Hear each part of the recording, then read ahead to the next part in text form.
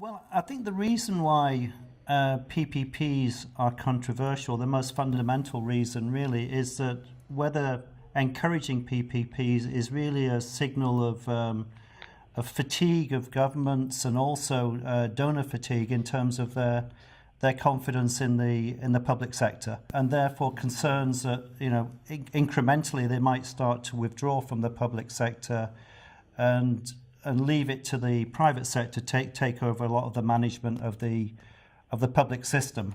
And I think there's a lot of perhaps justification for that concern, because there's not sufficient evidence yet that this may not be the case. I think another reason why they're controversial is that when we look at the equity agenda, which everybody signed up to in terms of the SDGs, there's a big stress on inclusion.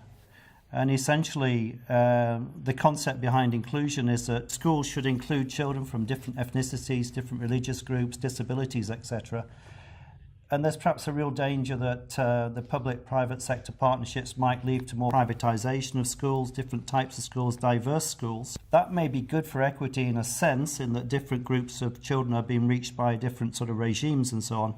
But it could also be a dangerous thing in terms of dividing them by social class and ethnicity, etc. I think another concern perhaps is the impact on education quality, because sometimes the justification is in test scores, in fairly simple tests and so on. And therefore there may be a danger that the curriculum is reduced in order to demonstrate they're achieving success through these fairly simplified tests.